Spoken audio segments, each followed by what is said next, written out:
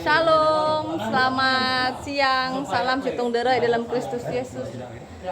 Kembali lagi bertemu dengan saya Diana Madurese.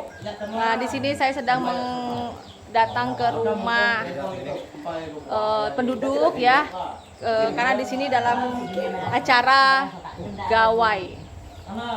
Puji syukur kepada Tuhan Yesus bahwa kita ini dipersatukan oleh Tuhan di dalam tubuh Kristus. Nah, pada siang hari ini saya ada di rumahnya Bapak siapa, Pak? Bapak siapa? Paulus.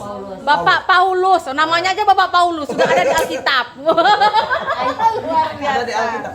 Oh, haleluya. Nah, teman semuanya ya.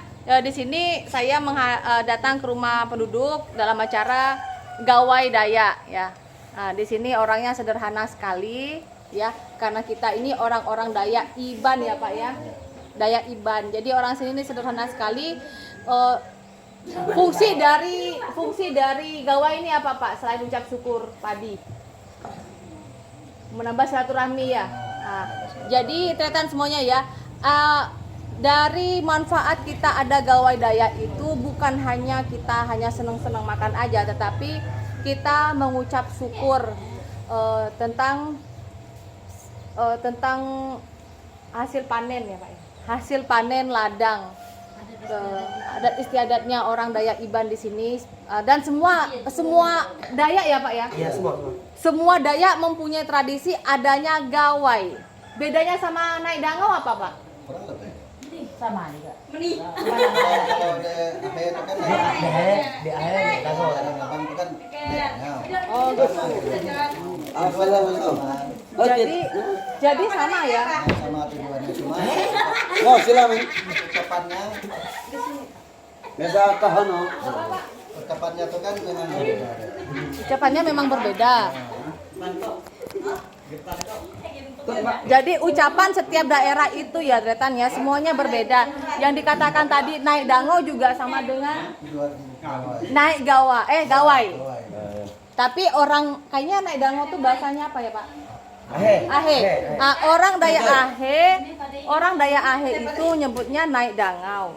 Nah, gawai ini bermanfaat juga untuk menambah silaturahmi juga dari orang yang belum kenal sehingga menjadi kenal gitu kan. Termasuk apalagi saya di sini sebagai orang pendatang yang jadi hamba Tuhan di sini, saya mendukung sekali tentang masalah gawai ini ya Pak ya.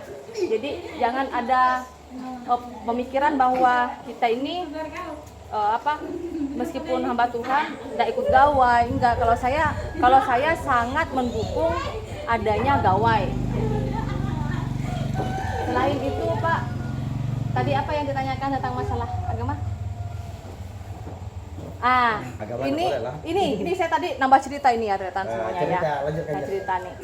Di sini nih kan Katolik ya Pak ya. Nah, sini Katolik.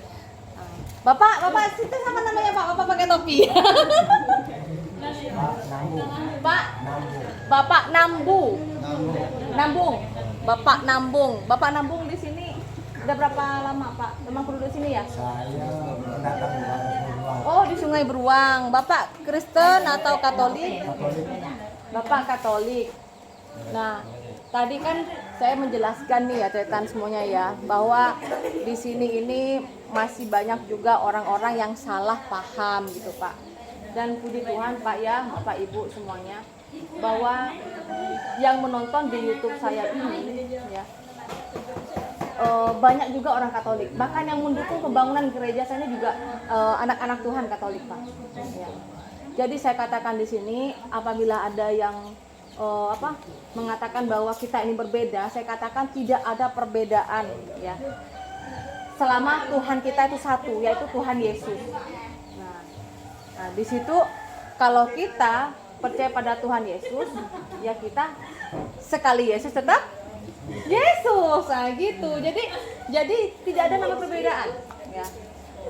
Bisa dikatakan cara ibadahnya yang beda ya Pak ya. Nah, jadi kita harus saling menghargai tata cara ibadahnya masing-masing.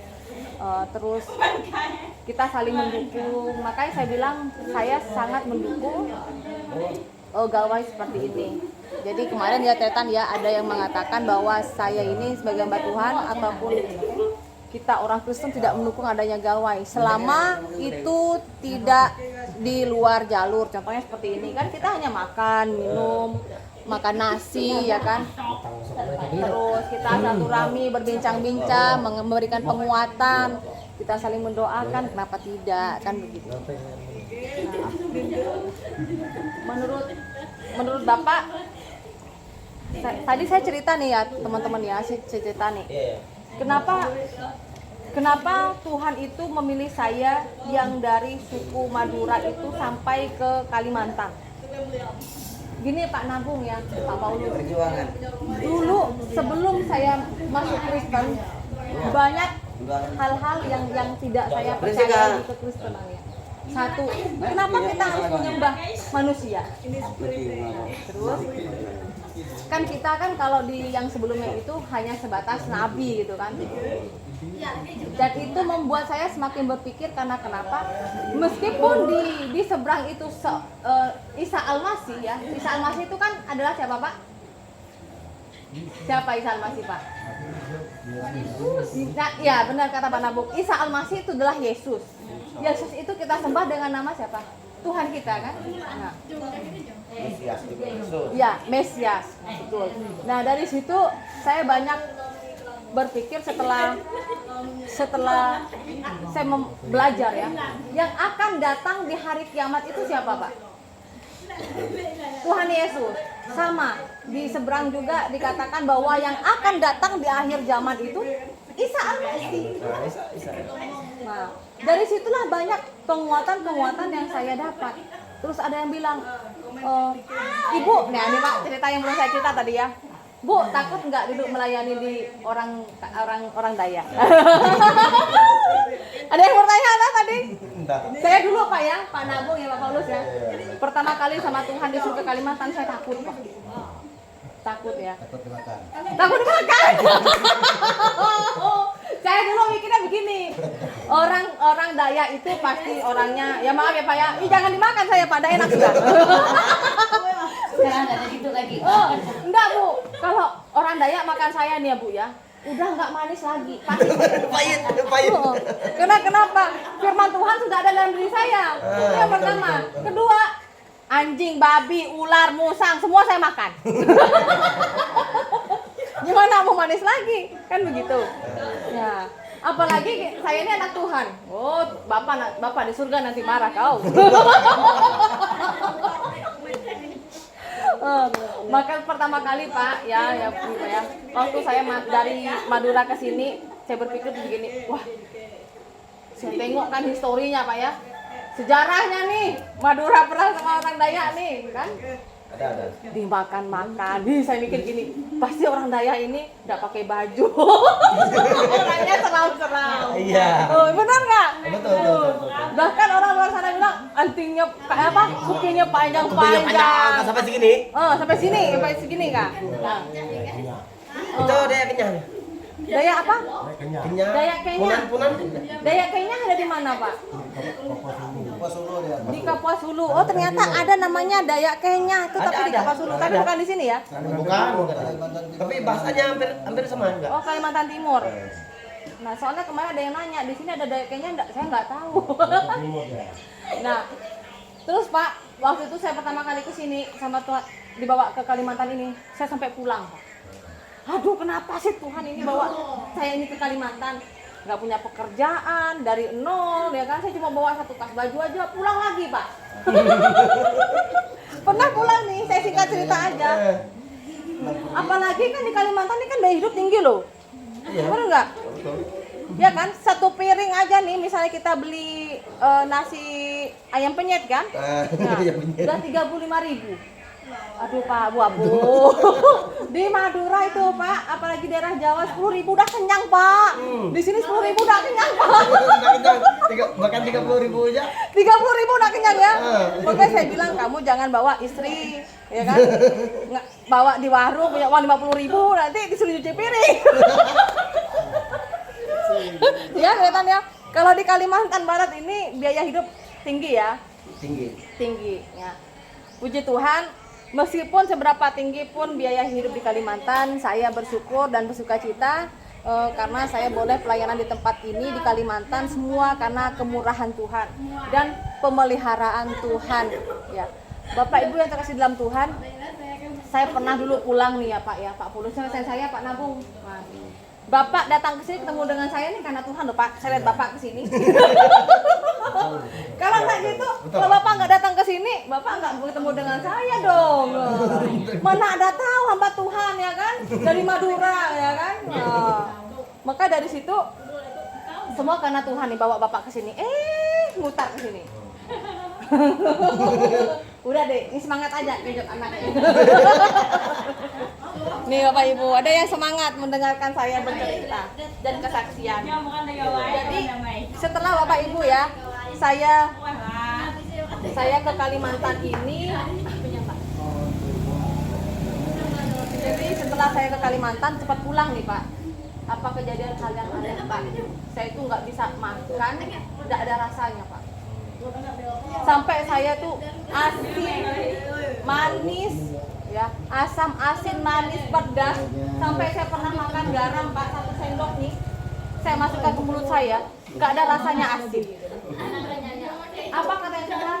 Anakku kok akan melayaniku. Saya disuruh kembali lagi ke Kalimantan. Sudah di Kalimantan lalu bisa rasa enak.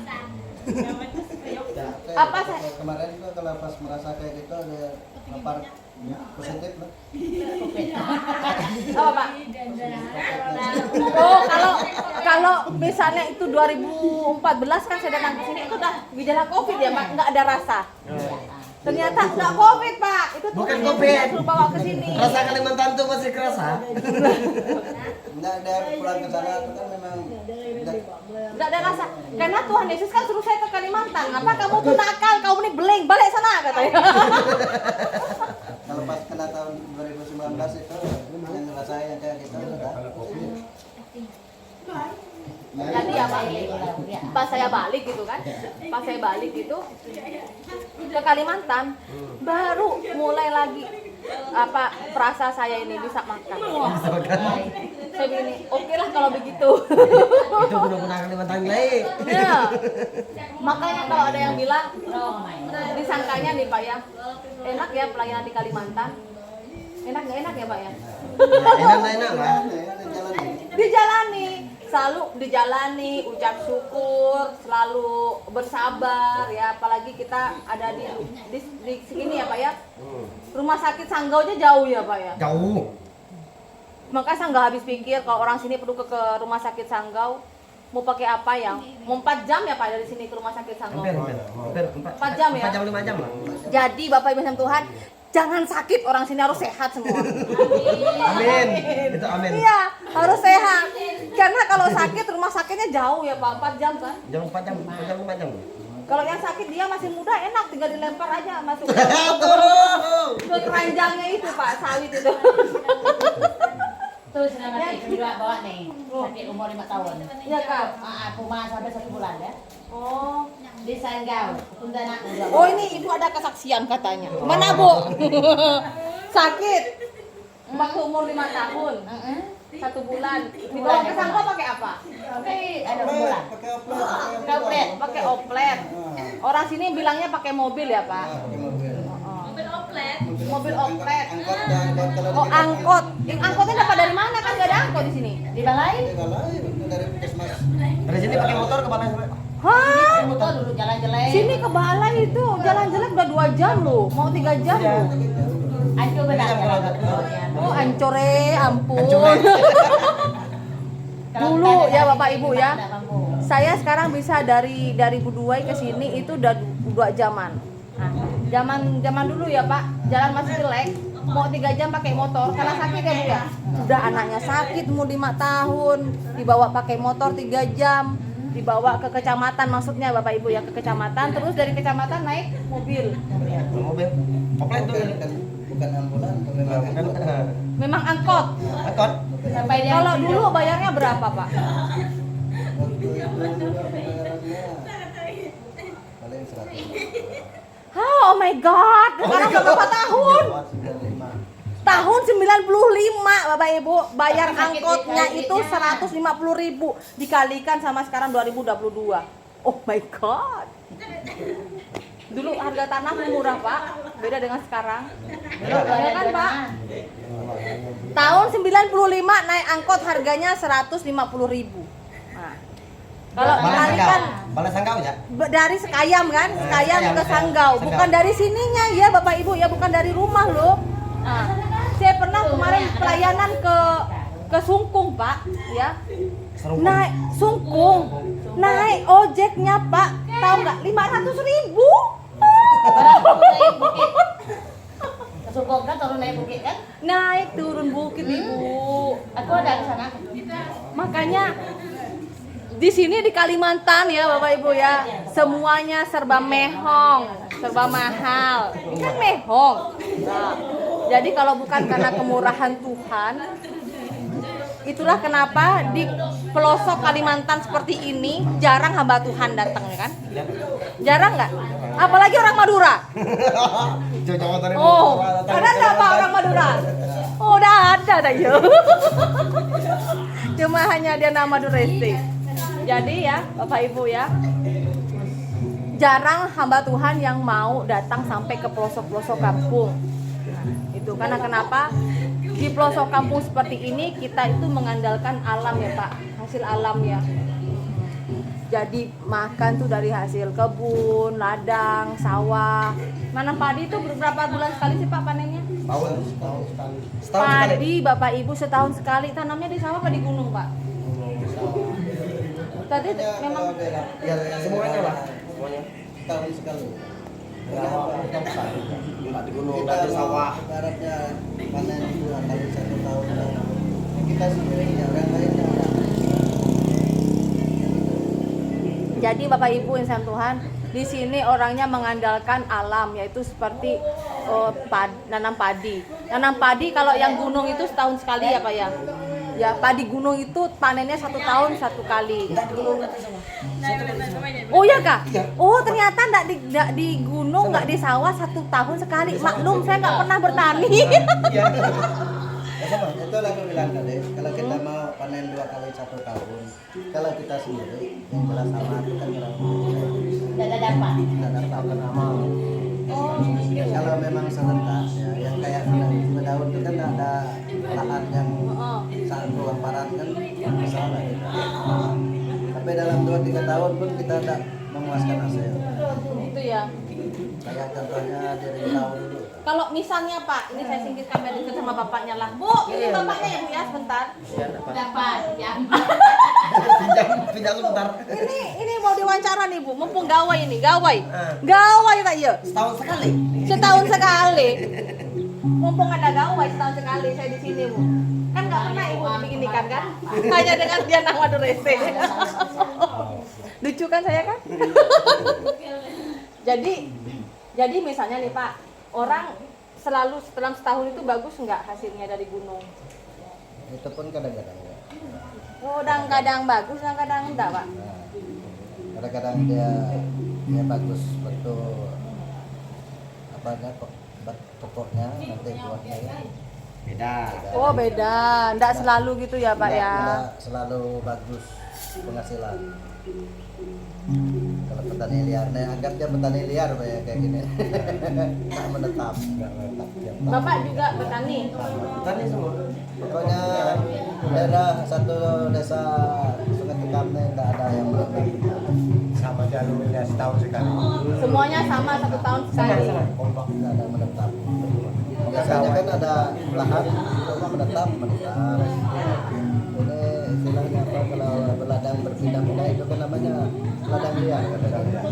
Tapi bukannya tanahnya itu ladangnya itu punya sendiri atau memang punya sendiri. kita buka sendiri? Kita sendiri kadang-kadang pinjam lahan. Ya, bawah. tiap tahun itu kadang-kadang berbeda. Kok bisa? Ya, tiap tahun itu berbeda. Itulah aku bilang. Enggak satu tempat kecuali dia kalau sama. Beladang petani di sini ini statusnya beladang liar, berpindah-pindah. Berpindah-pindah tempat, buka maksudnya buka tempat sendiri gitu. Buka lagi, buka lagi, buka lagi. Buka punya lahan sendiri, pindah punya bapak ini bisa. Oh. Terus gini Pak, apa yang menanam itu hutan itu Pak? Ya, tadi Berarti buka hutan gitu? bukan dulu. Oh, hutan itu ditebang dulu pohonnya. Ya Bapak Ibu ya, untuk penduduk di sini ini menanam padi. Jadi penduduk di sini ini dia membuka hutan ya Pak ya. Membuka hutan lalu dibersihkan gitu ya Pak ya. Dibakar nggak? Oh, yang asap itu biasanya. Polusi. Maka Polusi udara tuh. maka timbul dari Kapolda itu kan larang bakar. Oh, dilarang membakar hutan. dan bakar. Terus menurut Bapak bagaimana kalau kayak gitu? Kalau- Mau makan bagaimana kan gitu? Ya memang itu orang perusahaan pun sekarang apa kita pikir juga ya. Bukan kadang-kadang kita kekalahan kan begini. Kalau untuk kita main stacking gos Permisi ya Pak ya, biar Bapak ini suaranya kan imut-imut Pak. Biar Suaranya ibu.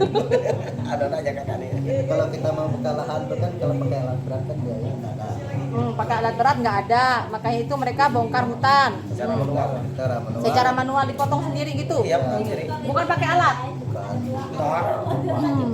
Maka itu ya Barang tidak? dengan Barang tidak? kapak kata Kapak, orang. barang gitu. Beliung. Senjata kemerdekaan. Beliung kata orang. Pernah nengok bilang orang beliung nggak? Enggak Pak, setahu saya beliung tuh angin beliung. Ada Kan beliung. ada Sejenis kapal beliung. Dia sejenis kapal. ada beliungnya. Sejenis kapal cuman panjang. Batangnya tuh air Ada laut. Ini komentator tuh duduk sini lah biar kelihatan. Apa? Ya. Ngambilnya tadi. Nah, itu udah dibakar, kalau tidak terlalu hangus kan dibakar lagi.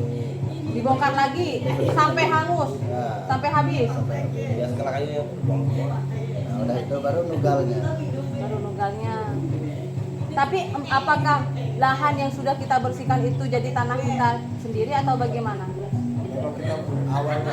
Kalau memang awalnya punya kita, tetap punya kita.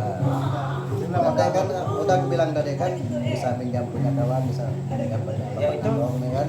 Tergantung juga. Ya, Kan ada istilahnya, saya pernah dengar nih Pak ya, kalau orang yang buka hutan, nah, misalnya ditebang-tebang atau apa gitu Nama kan, ada jagung kita itu buku kampung. Nah, kalau belum kalau memang kalau buku kampung memang udah gini. itu ada buka riba katanya. buka riba. Ah, nyantai. Kita sendiri yang bongkar, yang bukanya, kita sendiri yang punya. Kalau ada bekas dia di beladang, tahu dapat. berarti kita buka bekas bapak nabung nih, bongkar berarti udah punya dia kan? Ya. Oh, itulah maksud saya. Berarti apabila dibongkarnya itu atau membersihkan itu udah bapak nabung, berarti punya beliau. Nanti untuk tahun-tahun berapa tahun kemudian kalau kita mau pinjam pakai lahan dia kan bisa. Berarti Bapak Ibu ya, orang sini ini kalau mau punya tempat sendiri untuk menanam, dia harus buka rimba atau buka hutan sendiri ya Pak ya. Tempat tersebut kira-kira berapa hektar gitu kan, dipotong-potong begitu untuk apa? Untuk menanam padi. Tanam padi aja ya Pak ya, nggak ada sayur. Bisa juga ada sambil ya. Oh, sambil beladang di situ. Jadi Bapak Ibu, kalau berhubung di sini ini masih kita mengandalkan alam, dan penduduk di sini ini membuka rimba itu untuk mereka menanam padi dan menanam sayur ya. Karena orang di sini ini masih sangat sederhana sekali.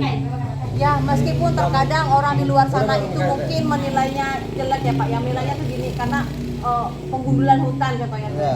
Tapi ya orang di sini yang seperti itu mencari makan gitu, ya, mencari pekerjaan, membuka pekerjaan kan ya Bang ya. Kalau enggak gitu kan mereka makan dari mana? Mau cari di mana sih? Di mana sih? Nggak tahu sih. Tahu sih. Udah aku bilang tadi kan. Bongkar lahan ya kan. Kalau pakai alat kan model alat berat. Salah. Kemarin tuh berapa? 25. 25? Aduh Pak, berjuta-juta lah Pak. Ya kan? 25 apa ada angka. 25 juta. Itu pun bisa dekat jalan. Nah, kemarin tuh Pak Teguh tuh bilang kemarin 25. Itu katanya. Itulah makanya saya bilang, sedangkan eksa aja 1 jam tuh udah berapa? Lain lagi bahan bakarnya.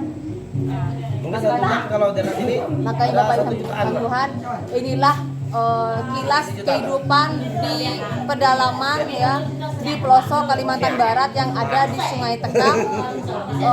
Orang di sini ini mengandalkan alamnya untuk bertahan hidup, seperti menanam padi dan juga menanam sayur ya Pak ya.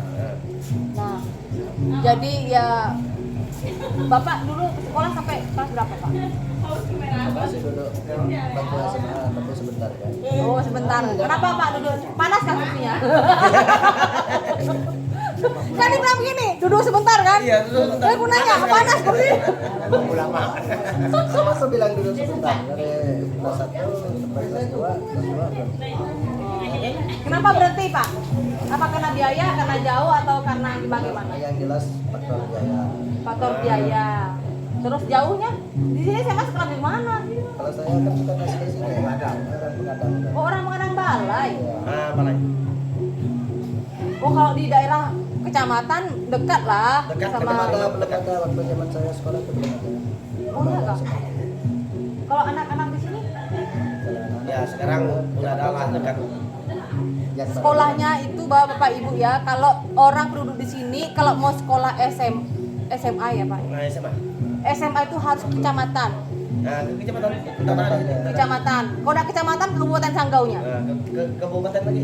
Bahkan begitu kotanya. Ya termasuk tahun yang mulai adanya SMA itu tahun 99 Huh? SMA 1. Wah, udah perang itu Pak. Udah Kang, udah mulai Kang. Oh iya. Dah mulai kan? Baik. Tapi dah. Empai itu apa sih Pak? Oh, saya pikir belum sampai. Dekat saya dari kecamatan tuh berapa 15 kilo aja dari kecamatan. Wih, itulah luar biasanya orang Kalimantan. 15 kilo dibilang dekat Pak. Jalan kaki itu. Jalan kaki lagi ya Pak waktu itu. Ah, jalan kaki. Aduh, Bapak ini salah ya Tuhan. 15 kilo itu katanya deket jalan kaki. Ya ampun. Ya ampun. Saya pernah loh pelayanan.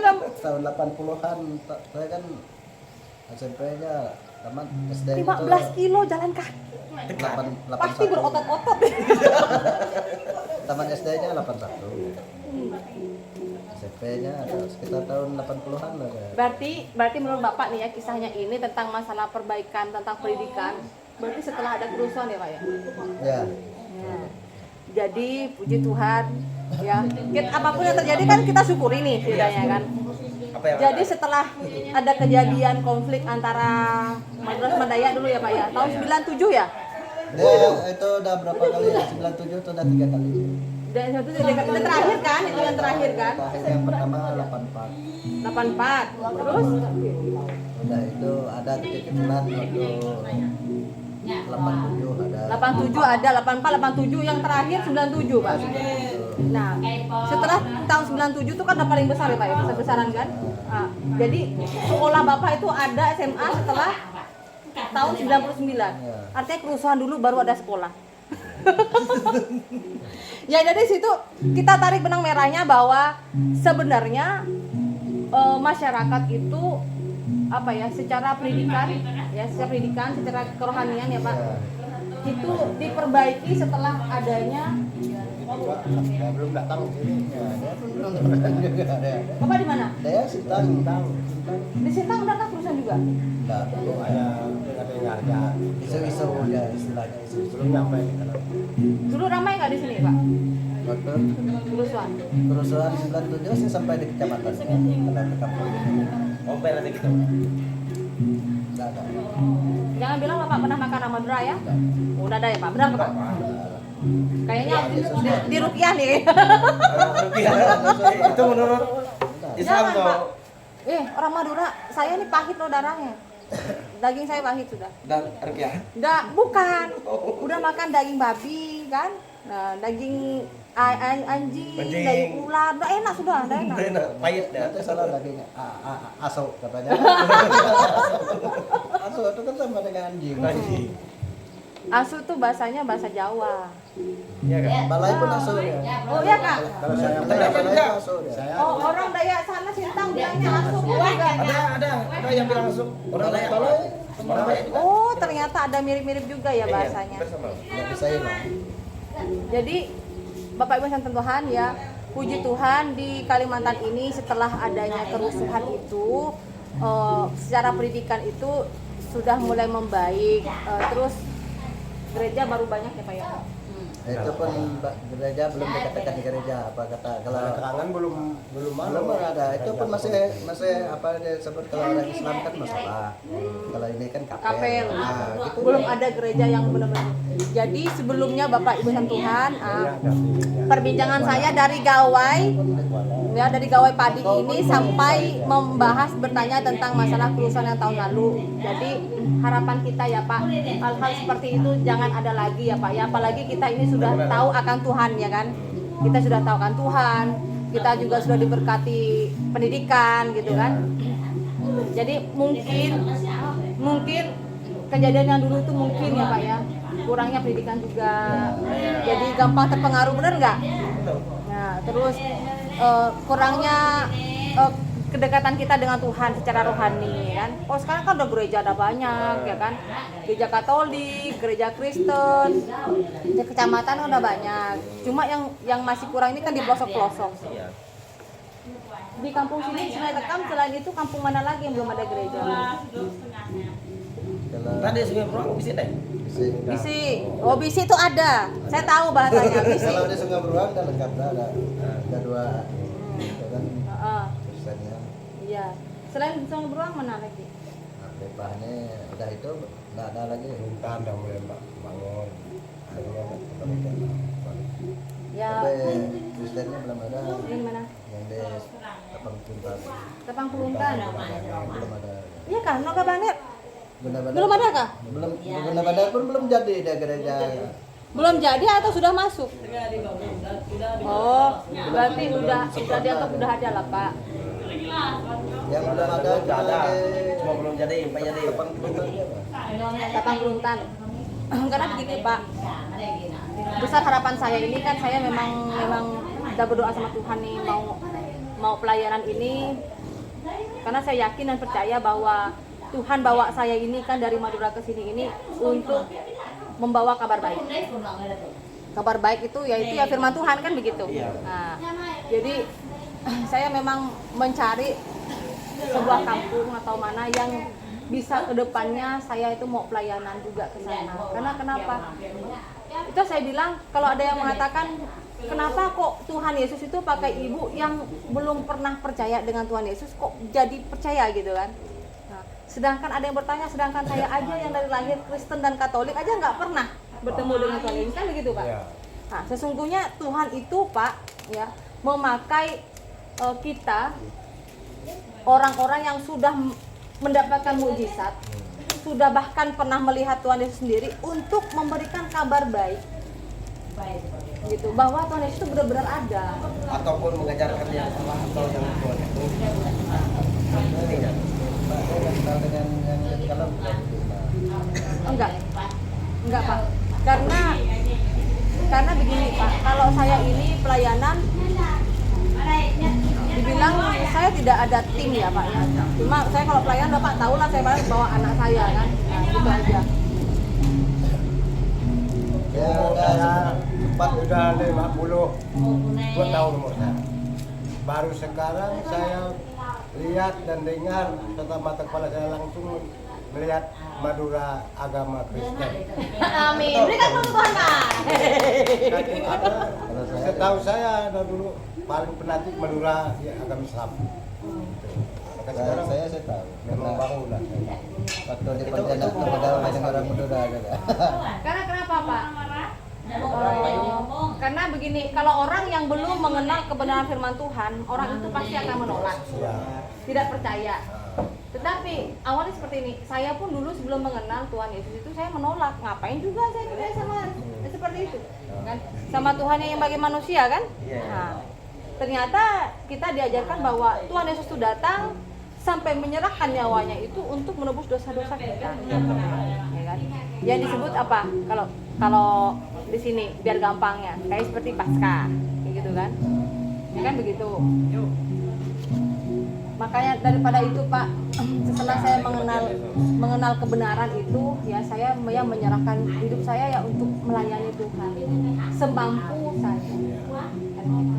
Katanya Bapak seumur hidup nih. Seumur hidup sampai umur Bapak berapa sekarang, Pak? 52. Sampai umur 52 belum pernah melihat orang Madura masuk Kristen apalagi jadi pendeta. Ya Pak ya?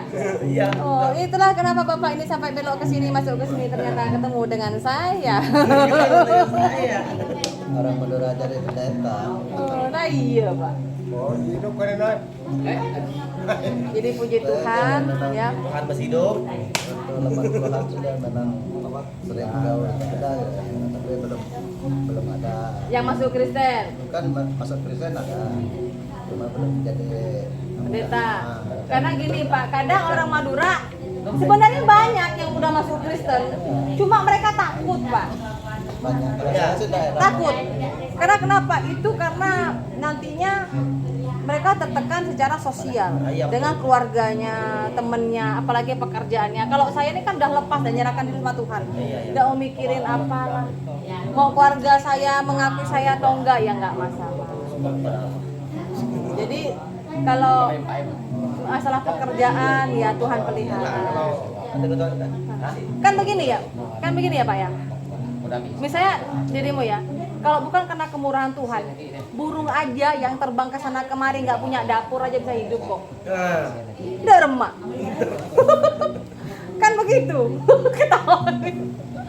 Kan begitu kalau kita pikir ya.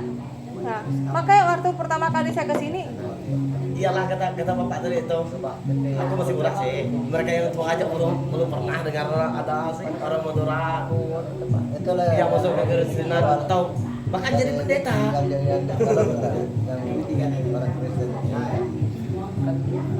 Dia nanya informasi dengan saya, pada datang ke pendeta saja. Saya kata kawannya mana punya raba-raba aja. Coba kalau telepon Pak Teguh bilang apa? Langsung dia ngajak saya bawa pulang ke sini mau ikut sembahyang. Anak aja tuh Pak. Yang kalau mau jadi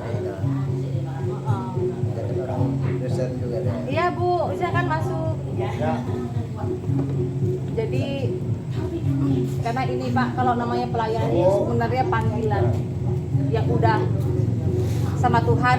Oh Diana, kau masuk ke kampung sini. Kalau saya milih nih Pak ya, kalau kita bisa memilih dari Budoi ke sini aja, udah berapa ongkosnya aku tanya?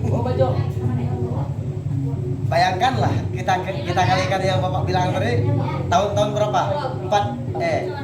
9 berapa tadi? Nah, Udah 150. Sekarang? tahun 95 aja 150. Ya itu. Apalagi tahun sekarang kan? Sekarang 2022 bro. sudah Makanya dari itu, makanya saya bilang begitu. Semua saya pelayanan sampai saat ini karena kemurahan Tuhan. itu sebenarnya bukan ongkos di mobil aja yang bapak ini bilang ongkos makan kan, ongkos rokok, ongkos jalan. Nah itulah. Makanya saya bilang di sini ini memang pengeluarannya memang besar. Besar, sembako. Tapi penghasilannya kecil. Penghasilan kecil. Jadi akhirnya lebih besar pasar daripada tiangnya gitu. Iya, Roboh lah tendanya. Tapi kalau kita mengandalkan Tuhan, nggak roboh-roboh tiangnya Iya, dan tendanya. sekecil apapun. Mulai kan? Udah mulai. Baiklah Bapak Ibu sama Tuhan, terima kasih. Ini perbincangan manis di siang hari ini. Kita akan sambung kembali.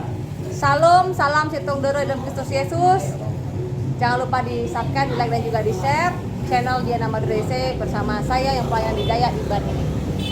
Terima kasih, selamat gawai buat semuanya. Salam.